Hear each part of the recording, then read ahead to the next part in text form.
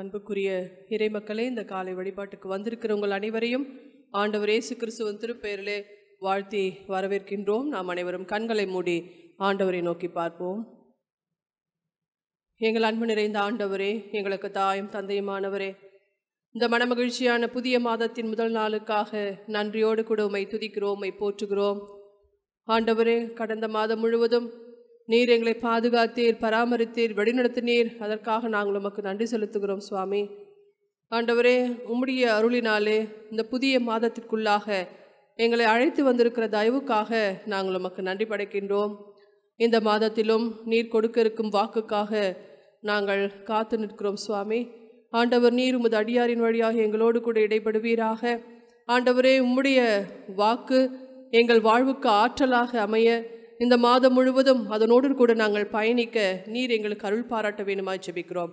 இப்பொழுதும் இந்த வழிபாட்டையும் எங்களையும் தாழ்த்தி உடைய திருக்கரங்களில் அர்ப்பணிக்கிறோம். நீரே இதிலே பிரசன்னராயிருந்து வந்திருக்கும் ஒவ்வொரு தம் பிள்ளைகளையும் ஆசீர்வதித்து வழிநடத்த வேண்டும் என்று இறைமகன் இயேசு கிறிஸ்துவின் திருப்பெயரில் வேண்டிக் கொள்கிறோம் கடவுளே, ஆமேன். அன்பார்ந்த இறைமக்களே, உங்கள் எல்லாரையும் ஆண்டவரும் மீட்பெருமான இயேசு கிறிஸ்துவனுடைய திருப்பெயராலே நாம் வாழ்த்துகிறோம். நம்முடைய தாயும் தந்தையுமாகிய கடவுளாலும் நம் மீட்பர் இயேசு கிறிஸ்துவினாலும் நமக்கு அருளும் அமைதியும் உண்டாவதாக. கடந்த 6 மாதங்கள் ஆண்டவர் நம்மோடு இருந்து நம்மை நடத்தி வந்திருக்கிறார். அவருக்கு நாம் நன்றி சொல்லுவோம். இந்த 7ஆம் மாதத்திலே கால் பதிக்கும்படி நமக்கு அருள் புரிந்திருக்கிறார். அவருக்கு தோத்திரம் சொல்லுவோம். இந்த புதிய மாதத்திலே முதல் நாளில் ஆண்டவர் நமக்கு அருளும் திருவாக்கு, அது சங்கீதங்களின் புத்தகம் 81ஆம் சங்கீதம் 16ஆம் வாக்கியம். உங்களுக்கு நயமான கோதுமையை உணவாக கொடுப்பேன், உங்களுக்கு மலை தேனால் நிறைவளிப்பேன். நயமான கோதுமையை உணவாக கொடுப்பேன், மலை தேனால் நிறைவளிப்பேன் என்று ஆண்டவர் நமக்கு வாக்கு பண்ணுகிறார். இந்த வாக்கால் நம்மை ஆசீர்வதிப்பாராக. கோதுமை என்பது ஒரு உணவுப் பொருள், ஊட்டச்சத்து மிகுந்த ஒரு உணவுப் பொருள். நம்முடைய இந்திய நாட்டிலும் பஞ்சகாலம் வந்தபோது கோதுமையை இறக்குமதி செய்து அந்த கோதுமையை மாவாக்கி அதை தான் எல்லா கிராமங்களுக்கும் கொடுத்து பிள்ளைகளெல்லாம் வாழ்வு பெறும்படி கொடுத்தார்கள். எனக்கு நல்லா ஞாபகம் இருக்குது, கோதுமை மாவு கொடுக்குறாங்க அப்படின்னு சொல்லி அந்த பஞ்சகாலத்தில் எல்லாரும் போய் வாங்கி கொண்டு வருவார்கள். உங்களை நயமான கோதுமையினால் போஷிப்பேன் என்று சொன்னால் ஆண்டவர் நம்மை உணவால் ஆசீர்வதிக்கின்றவராக இருக்கிறார். ஏன் இந்த உணவு மிக முக்கியமாக கருதப்படுகிறது? இந்த சங்கீதத்தில் வருகிறது, எகிப்தில் யோசேப்பு அந்நிய மொழியை கேட்டார் என்று. அந்த எகிப்தில் இஸ்ரேல் மக்கள் வாழுகிற போது அவர்களுக்கு இந்த உணவு கூட கிடைப்பது அரிதாக இருந்தது. ஏனென்றால் அந்த பார்வோன் அரசன் இவர்களுக்கு உணவு கொடுத்தால் இவர்கள் பலமுள்ளவர்களாகி எங்கு நமக்கு எதிரான எதிரி ஒருவர் வருகிற போது அந்த எதிரியோடு இணைந்து நம்மை தாக்குவார்களோ என்று அஞ்சி அவர்களுக்கு உணவு கூட கொடுப்பதற்கு மறுத்துவிட்டான். அந்த திருமறை பகுதியை நீங்கள் படித்து பார்ப்பீர்களேயானால் அந்த பார்வோன் அரசன் சொல்லுவார், உங்களுக்கான உணவை நீங்களே தேடிக்கொள்ளுங்கள் அப்படின்னு சொல்லுவார். அது மட்டும் அல்ல, அவர்கள் வனாந்தர பயணத்தில் வருகிற போது உணவு அவர்களுக்கு ஒரு பெரிய குறையாக இருந்தது. உணவு இல்லாமல் இந்த உலகில் ஒரு உயிரினம் வாழ முடியாது. மனித இனமும் அப்படித்தான். ஒருவர் வாழ வேண்டுமேயானால் உணவு மிக முக்கியம். ஆகவே இங்கே ஆண்டவர் சொல்லுகிறார், நான் உங்களை வாழ வைப்பேன், உங்களுக்கு உணவு தருவேன். புதிய ஏற்பாட்டில் ஆண்டவர் இயேசு கிறிஸ்துவே தன்னை உணவாக மக்களுக்கு ஈந்தளித்து விட்டார். அதனால தான் சொல்லுவார், நானே ஜீவ அப்பம். ஒருவர் பசியாய் இருந்தால் என்னிடத்தில் வரக்கடவர், ஒருவர் தாகமாக இருந்தால் என்னிடத்தில் வரக்கடவர், நான் அவரை நிறைவளிப்பேன் என்று சொல்லுவார். உணவு மனித உடலுக்கு அது பலன் தரும். மற்றொரு உணவு எது? ஆண்டவருடைய வார்த்தைகள். ஆகையினால தான் இயேசு கிறிஸ்து அந்த சோதனை மலையில் அலகை தீயோன் பிசாசு அவரை சோதிக்க வருகிற போது அந்த தீயோன் சொல்லுவான், இந்த கல்லுகளை எல்லாம் அப்பமாக்கி சாப்பிடு. அப்போது இயேசு சொல்லுவார், மனிதன் வெறும் அப்பத்தினால் மட்டுமல்ல, கடவுளுடைய வாயிலிருந்து புறப்படும் ஒவ்வொரு வார்த்தையினாலும் பிழைப்பான். ஆக ஆண்டவர் இந்த மாதத்தில் நம்மை உடலுக்கு வேண்டிய உணவாலும் உள்ளத்திற்கு வேண்டிய ஆண்டவருடைய வார்த்தையாகிய வசனத்தாலும் நம்மை போஷிப்பார். அது மட்டுமல்ல, இங்கே மலை தேனால் நிறைவளிப்பேன் என்று இருக்கிறது. இன்றைக்கு கூட நாம் வெளி இடங்களுக்கு செல்லுகிற போது சில உயர்ந்த கட்டிடங்களை பார்க்கிற போதோ அல்லது ஏதாவது மரங்களின் கீழ் அந்த தேன் அடை தொங்குமே ஆனால் நம்ம அதை பார்க்கும்போது எப்படி இருக்கும் நம்மளுக்கு? நீங்கள் பார்த்தது இல்லையா? பார்த்துருக்கீங்களா? சாதாரணமாக தேன் அடை எங்கேயாவது இருந்துச்சுன்னா உடனே நம்ம எல்லாரும் ஆச்சரியமாக அங்கே பாரு தேன் அடை இருக்குது அப்படின்னு சொல்லி மகிழ்ச்சி நமக்குள்ளே வரும். சாதாரணமாக தேனை சாப்பிட்டாலும் மகிழ்ச்சியாக இருக்கும். ஏன்னா அது சுவை மிகுந்தது, ருசி மிகுந்தது, அதில் இனிப்பு கலந்திருக்கும். அது இயற்கையில் அமிழ்தம் என்று சொல்லுவார்கள் சித்தர்கள். உலகத்திலே இந்த தேனை அமிழ்தம் என்று தான் சொல்லுவார்கள். அது ஏதோ உள்ளத்திற்கு மகிழ்ச்சி தருவது மட்டுமல்ல, உடலுக்கு அது மருந்தாகவும் பயன்படும்.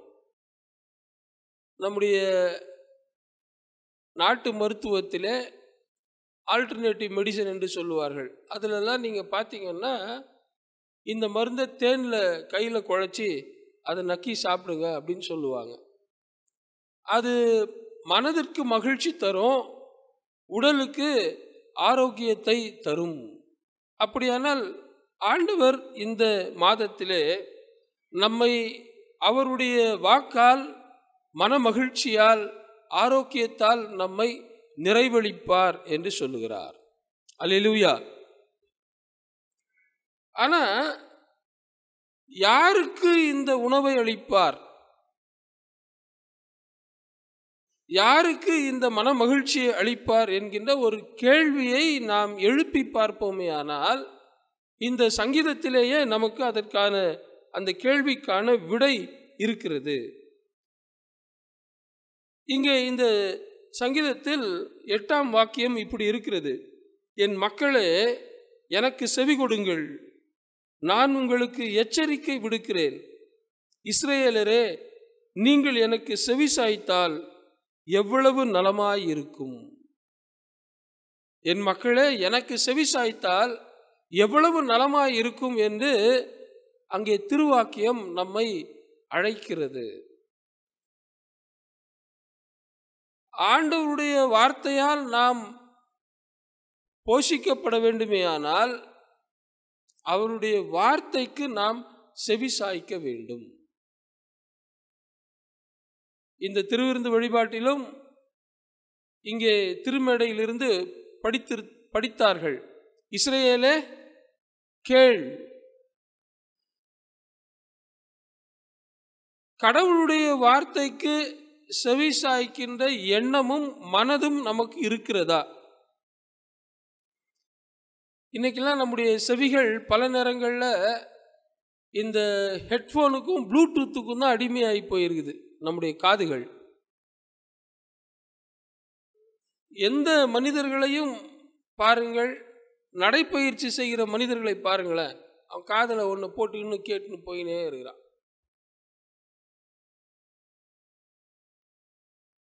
வேக வேகமாக வருகிற அந்த தொடர் வண்டியில், ட்ரெயினில் அடித்து பிடிச்சி இருக்கையில் வந்து உட்காருகிறார்கள். உட்கார்ந்த உடனே எல்லாம் பேக்கை திறப்பாங்க, டப்ப டப்ப டப்ப டப்ப டப்பன்னு எடுக்கிறான். இவ்வளோ சின்ன சின்னதாக எடுத்து காதில் வச்சுக்கிறான். ஒன்று அருகில் இருக்கிற மனிதர் அவரோடு கூட பேசுவதற்கோ அல்லது அவர் சொல்வதை கேட்பதற்கு கூட அந்த செவிகளுக்கு நேரம் இல்லை. Everything is occupied, preoccupied என்று சொல்லுவார்கள். இப்பெல்லாம் வீட்டுக்கு போனால் மனைவி பேசுறதை கேட்கறதுக்கு கூட அந்த காதுக்கு வாய்ப்பு இல்லை. பிள்ளைகள் பேசுவதை கேட்பதற்கு இடமில்லை. அப்புறம் எங்க கடவுள் பேசுறதை கேட்கறது நாம? என் மக்கள் எனக்கு செவி சாய்த்திருந்தால் எவ்வளவு நலமாய் இருந்திருக்கும். அப்படியானால் ஆண்டவருடைய வார்த்தைக்கு நம்முடைய காதுகள் திறந்திருக்க வேண்டும் என்று ஆண்டவர் எதிர்பார்க்கிறார். யார் அப்படி கடவுளுடைய வார்த்தையை கேட்பதற்கு ஆவலாக இருக்கிறார்களோ அவர்களை அவர் கோதுமை என்கின்ற உணவால், தம்முடைய வார்த்தை என்கின்ற உணவால், மகிழ்ச்சியால் நிரப்புவார். அதேபோல் 13ஆம் வாக்கியம் இப்படி இருக்கிறது. என் மக்கள் எனக்கு செவிசாய்த்திருந்தால், இஸ்ரவேலர் நான் காட்டிய வழியில் நடந்திருந்தால் எவ்வளவோ நலமாய் இருந்திருக்கும். செவிசாய்த்தல் என்பது முதல் கட்டம். அந்த குரலுக்கு ஏற்றாற்போல் நடப்பது என்பது இரண்டாம் கட்டம். ஒரு நாணயத்தின் இரு பகுதிகள் போல் இவைகள் அமைந்திருக்கின்றன. வெறுமன ஆண்டவருடைய வார்த்தையை கேட்பவர்கள் வழியில் போடப்பட்ட, முச்செடியில் போடப்பட்ட, கற்பாறைகளின் நடுவே விழுந்த விதைகளைப் போல இருப்பார்கள். ஆனால் ஆண்டவருடைய வார்த்தையை கேட்டு அதன்படி நடக்கின்றவர்கள் நல்ல நிலத்தில் விழுந்த விதையைப் போல் 30, 60, 100 பலன் கொடுப்பார்கள். அப்படியானால் ஆண்டவருடைய வார்த்தையை கேட்டு அதை தன்னுடைய வாழ்வில் பயிற்சி செய்வதுதான் நடப்பது. இங்கே திருவாக்கியம் நம்மை அழைக்கிறது. நான் காட்டிய வழியில் நடந்திருந்தால் எவ்வளவோ நலமாய் இருந்திருக்கும். கடவுளுடைய வார்த்தைக்கு நாம் செவி மடுப்பது நல்லது. கடவுளுடைய வார்த்தையை நமக்கு காட்டுகின்ற வழியில் நாம் நடப்பது நல்லது. 2 எடுத்துக்காட்டுகளை சொல்லி நான் நிறைவு செய்ய விரும்புகிறேன். முதல் மனிதர் ஆதாம் ஏவாள். கடவுளுடைய வார்த்தை அவர்களுக்கு இருந்தது. கடவுள் அவர்களோடு இருந்தார். அவர் சொன்னார், எல்லாவற்றையும் நீங்கள் சாப்பிடலாம், இந்த தோட்டத்தின் நடுவில் இருக்கிற அந்த மரத்தில் இருக்கிற கனியை மட்டும் நீங்கள் உண்ண வேண்டாம் என்று சொன்னார். இது கடவுளுடைய வார்த்தை. இதை அவர்கள் கேட்டார்கள். பின்பு அலகை வருகிறது, பிசாசு வருகிறது. அதுவும் தன்னுடைய சத்தத்தை கொடுக்கிறது. இதை எல்லாவற்றையும் சாப்பிடலாம் என்று சொன்னாரா? இல்லை இல்லை, எல்லாத்தையும் சாப்பிடக்கூடாது, எல்லாத்தையும் சாப்பிடலான்னு சொல்லலை. மற்ற எல்லா மரத்தில் இருக்குதையும் சாப்பிடலாம், ஆனால் நடுவில் இருக்குது பார், அதை மட்டும் சாப்பிடக்கூடாது. உடனே பிசாசு சொல்லும், ஐயோ அவர் தப்பாக சொல்லிட்டுக்கிறாரு. ஏன் தெரியுமா? இதை சாப்பிட்டா நீங்களும் அவரை போல ஆயிடுவீங்க. இப்போ 2 குரலும் தொனிக்கிறது, 2 பேர் சத்தமும் இருக்கிறது. கடவுளுடைய சத்தம், பிசாசினுடைய சத்தம். 2ம் அவருடைய காதுகளில் விழுந்திருக்கிறது. இப்போது எதன்படி நடக்கப் போகிறார்கள்? ரொம்ப முக்கியமான கட்டம். அந்தோ பரிதாபம். என் மக்கள் நான் காட்டிய வழியில் நடந்திருந்தால் எவ்வளவோ நலமாய் இருந்திருக்கும். மரணம் அவர்களுடைய வாழ்வில் வந்திருக்காது. அந்தோ பரிதாபம். கடவுளுடைய வார்த்தைக்கு செவி மடுத்தார்களே தவிர அதன்படி நடக்க தவறி போனார்கள். சாவு, மரணம் மனுக்குலத்தில் விழுந்தது. இப்போ 2ஆம் ஆதாம் இயேசு கிறிஸ்து சிலுவையில் இருக்கும்போது கூட அவருக்கு இந்த தீயோன் வார்த்தை வருகிறது. ஒருத்தன் மூலமா வருது, பக்கத்தில் இருக்கிற மூலமா வருது. நீ உண்மையிலேயே கடவுளுடைய மகனாக இருந்தால் நீ உன்னையும் எங்களையும் ரட்சித்துக்கொள். ஆனால் தந்தையாகிய கடவுள் அவரை இந்த உலகுக்கு என்ன சொல்லி அனுப்பியிருக்கிறார்? இந்த ஒட்டுமொத்த உலகத்தின் பாவத்தை எல்லாம் நீ சுமந்து அதனை சிலுவையில் தீர்த்து விட வேண்டும். அதற்காகத்தான் இந்த உலகில் உன்னை அனுப்பியிருக்கிறேன். இந்த சத்தம் ஒரு காதில், தீயோனுடைய சத்தம் இந்த பக்கம் காதில். இப்போது இந்த இரண்டாம் ஆதாமாகிய இயேசு எந்த சத்தத்திற்கு செவிமடுத்து நடக்கப் போகிறார் என்பதுதான் முக்கியம். கடவுளுடைய வார்த்தைக்கே அவர் செவிமடுத்து அதன்படியே தன் உயிரை பிதாவாம் கடவுளிடத்திலே, தாயும் தந்தையும் ஆகிய கடவுளிடத்திலே அவர் தன்னுடைய ஆன்மாவை ஒப்புவிக்கிறார். அதனால் விளைந்தது என்ன? என் மக்கள் நான் காட்டிய வழியில் நடந்திருந்தால் எவ்வளவோ நலமாயிருந்திருக்கும். இயேசு கடவுள் காட்டிய வழியில் நடந்தார். அதனுடைய விளைவு வாழ்வு, எல்லாருக்கும் வாழ்வு.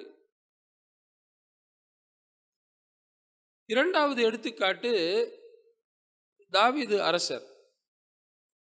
தன்னுடைய வாழ்வில் எப்போதும் கடவுளுடைய வார்த்தையை கேட்டு அதன்படி நடப்பவர். அவருடைய ஆரம்ப காலகட்டத்திலே போர்களுக்கு போகிற போது எல்லாம் இறைவனிடத்திலே தான் போய் கேட்பார். இறைவரும் அவருக்கு பதில் கொடுப்பார். இப்படிக்கா போ, அப்படிக்கா போ, அப்படி பல வழிகளை சொல்வார். அதன் போல் இவரும் போவார். அவருக்கு வெற்றி கிடைக்கும். இவர் அரசராகுவதற்கு முன்பு சவுலை ஒரு குகையில் சந்திக்கிறார். அந்த குகையின் ஒரு முனையில் தாவீது, மறுமுனையில் சவுல். சவுல் மலம் கழிக்கும்படி அங்கே போகிறார். தாவீது அப்படியே மெல்ல ஊர்ந்து போகிறார். அவரோடு கூட அவருடைய ஆட்கள் போகிறார்கள். அப்படி போகிற போது தாவீது உடன் இருந்த ஆட்கள் எல்லாரும் சொல்லுவார்கள், இன்றைக்கு கடவுள் உம் எதிரியை உம் கையில் ஒப்புவித்து விட்டார். இந்த நாளை நாம் கொண்டாட வேண்டும். பக்கத்தில் ஒருவரும் கேட்பான், அவர் ஒரே குத்தா குத்தி சாச்சிட்டுமா? இப்போ யார் சத்தத்தை கேட்டு செயல்படுவது? தாவீதுக்கு மிகப்பெரிய குழப்பம். எதிரியை கையில் கொடுத்து விட்டார் ஆண்டவர், அவரை நொறுக்கிவிடு என்கிற சத்தம் ஒருபுறம், கடவுளுடைய அடியவர் மீது உன் கையை போடாதே என்று வருகிற ஆண்டவருடைய சத்தம் ஒருபுறம். எதற்கு செவிமடுத்து எப்படி நடப்பது? கடவுளுடைய வார்த்தைக்கே செவி சாய்த்து இந்த அலகையின் சத்தத்தை எல்லாம் அவர் தள்ளிவிட்டு, இல்லை இல்லை அப்படி செய்யக்கூடாது என்று சொல்லி அந்த சால்வையை ஒரு ஓரத்தை அறுத்து கொண்டு வருவார். அங்கே திருமுறை வாக்கியம் ரொம்ப அழகா இருக்கும். அந்த சால்வையை அறுத்தது நிமித்தம் அவருடைய உள்ளம் குத்தப்பட்டு இருந்தது என்று இருக்கும். இந்த இடத்துல அவர் மனிதருடைய சத்தத்தை கேட்காமல் கடவுளுடைய சத்தத்தை கேட்டு அதற்கு கீழ்ப்படிந்து நடந்து விட்டார். அவர் பெரிய ராஜாவாயிடுவார், பெரிய பேரரசராகி விடுவார். இப்போ திடீர்னு அவருக்குள்ள அழகை ஒரு சிந்தனையை கொண்டு வருவார். வாழ் ஏந்துகிற படை வீரர்கள் எத்தனை பேர்? அரசர்கள் அக்காலகட்டங்களில் தன்னுடைய பலத்தை தெரிந்து கொள்வதற்கும் தன்னுடைய பலத்தை பிறருக்கு அறிவிப்பதற்கும் அவ்வப்போது இதுபோல் செய்வார்கள். வாளேந்தும் வீரர் எத்தனை பேர் இருக்கிறார்கள், குதிரைப்படை, யானைப்படை எவ்வளவு பேர் இருக்கிறார்கள் என்று எல்லாம் அவர்கள் கணக்கெடுத்து வைப்பார்கள். இன்றைக்கு கொஞ்சம் வேற்று விதமாக இருக்கும். யாரிடத்தில் அணு ஆயுத குண்டுகள் அதிகமாக இருக்கிறது அவர்தான் வலிமை உள்ள நாடு.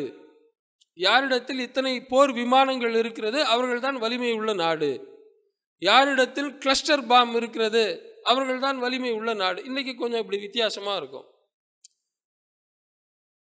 இஸ்ரேலரை பொறுத்தவரை கடவுள்தான் அவர்களுடைய அரசர், கடவுள்தான் போர்களை நடத்துகிறவர், அவர்தான் வெற்றியை தருகிறவர். அதனால்தான் சங்கீத புத்தகத்தில் இருக்கும், குதிரை யுத்த நாளுக்காக, நீதிமொழிகள் இருக்கும், குதிரை யுத்த நாளுக்காக ஆயத்தமாக்கப்படும், ஆனால் வெற்றியோ கடவுளால் வரும். தன்னுடைய வாழ்வில் பல வெற்றிகளை இறைவன் காட்டிய வழியில் நடந்து பெற்ற இந்த அரசர் தாவீது திடீரென்று அலகையால் தூண்டப்பட்ட எண்ணத்தால் நம்ம நாட்டில் இருக்கிற எல்லா வாழேந்த வீரர்களையும் கணக்கெடுப்பா யோவாபு அப்படின்னு தன்னுடைய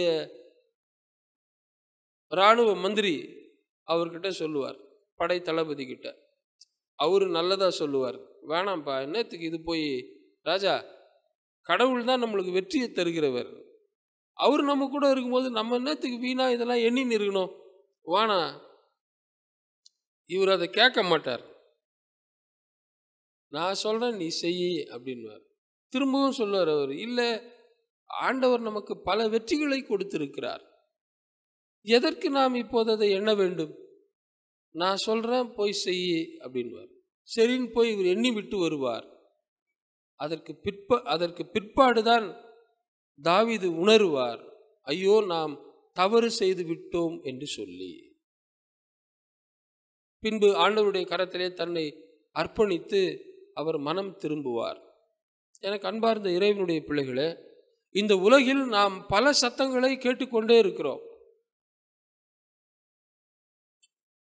அதில் ஆண்டவருடைய சத்தம் எது என்பதை கண்டுபிடிப்பது மிக கவனமான ஒரு செயலாக இருக்கும். சில முறை ஆண்டவருடைய சத்தம் இது என்று தெரிந்தும் அதன்படி நடக்க முடியாமல் நாம் போய்விடுகிறோம். ஆகையினால்தான் இங்கே திருவாக்கியம் சொல்லுகிறது, என் மக்கள் எனக்கு செவி சாய்த்திருந்தால் எவ்வளவு நலமாக இருக்கும், என் மக்கள் நான் காட்டிய வழியில் நடந்திருந்தால் எவ்வளவு நலமாய் இருந்திருக்கும். இந்த சத்தம் நிறைந்த உலகில் இறைவனுடைய சத்தம் எது என்று கேட்டு அறிய பழகுங்கள். அந்த சத்தத்திற்கு உங்களுடைய செவியை பழக்குங்கள். அந்த சத்தத்தை கேட்டு நடக்க நம்முடைய உள்ளத்திற்கு நாம் பயிற்சி கொடுப்போம். அப்போது ஆண்டவர் நம்மை தம்முடைய உணவால், உடலுக்கு வேண்டிய உணவும் சரி, உள்ளத்திற்கு வேண்டிய அவருடைய வசனத்தையும் கொடுத்து நம்மை ஆசீர்வதிப்பார். மலைத்தேன் மகிழ்ச்சியையும் உடல் நலத்தையும் நமக்கு தந்து நம்மை ஆசீர்வதிப்பார். இறைவனுடைய சத்தத்திற்கு நாம் செவி மடுப்போம், அவருடைய வழியில் நடப்போம், அவருடைய ஆசையை பெற்றுக்கொள்ளுவோம். ஆண்டவர் நம்மோடு இருந்து நம்மை ஆசீர்வதிப்பாராக. ஆமென். எங்கள் அன்பின் ஆண்டவரே, உம்மை துதிக்கிறோம், உம்மை போற்றுகிறோம், உமக்கு நாங்கள் நன்றிகளை எடுக்கிறோம். இந்த நாளிலும் ஆண்டவரே, உம்முடைய வாக்கினால் எங்களை வளப்படுத்தியிருக்கிறீர், உமக்கு தோத்திரம் செலுத்துகிறோம். எங்கள் வாழ்விலே ஆண்டவரே, உள்ளத்துக்கு வேண்டிய அமைதியையும் உடலுக்கு வேண்டிய ஆரோக்கியத்தையும் நீர் தர இருக்கிறீர். அதற்காக நாங்கள் உமக்கு நன்றி செலுத்துகிறோம். அப்படிப்பட்ட ஆசீர்வாதத்தை பெற்றுக்கொள்ள எப்பொழுதும் எங்களுடைய செவிகள் உம்முடைய குரலுக்கு சாய்ந்திருக்க, ஆண்டவரே, எங்களுடைய பாதங்கள் எப்பொழுதும் நீர் காட்டுகின்ற வழியிலே நடக்க நீர் எங்களுக்கு அருள் பாராட்ட வேண்டுமாய் செபிக்கின்றோம். இந்த உலகத்தில் கேட்கப்படுகின்ற சத்தங்கள், ஒலிகள் அனைத்தும் எங்களை தீமைக்கு நேராக வழிநடத்தும். அப்படிப்பட்ட வழிநடத்துதலை நாங்கள் பெற்றுக்கொள்ளாமல் எப்பொழுதும் எங்கள் கண்கள் கடவுளையே நோக்கி அவரிடத்திலிருந்து ஆண்டவரே நாங்கள் ஆலோசனைகளையும் வழிநடத்துதலையும் பெற்றுக்கொள்ள நீர் எங்களுக்கு கிருபை பாராட்ட வேண்டுமாய் ஜெபிக்கிறோம். எப்பொழுதும் இந்த வழிபாட்டிலே உம்முடைய பிரசன்னத்தால் ஒவ்வொருவரையும் நிரப்பினீர். அதற்காக நாங்கள் நமக்கு நன்றி படைக்கிறோம் சுவாமி. இந்த வழிபாட்டிலே கலந்து கொண்டிருக்கிற ஒவ்வொரு தம் பிள்ளைகளையும் உம்முடைய திருக்கரங்களில் அர்ப்பணிக்கின்றோம். கடந்த 6 மாதங்கள் உம்முடைய பிள்ளைகளோடு கூட இருந்து நீர் பாதுகாத்து வழிநடத்தினீர். அதற்காக உமக்கு நன்றி செலுத்துகிறோம். இந்த புதிய மாதத்திலும் நீர் உம்முடைய பிள்ளைகளை கரம் பிடித்து வழிநடத்த வேண்டுமாய் ஜெபிக்கிறோம். உம்முடைய பிள்ளைகளின் வாழ்வை நலன்களால் நிரப்பியருள வேண்டுமாய் உம்மிடத்தில் வேண்டுதல் செய்கின்றோம்.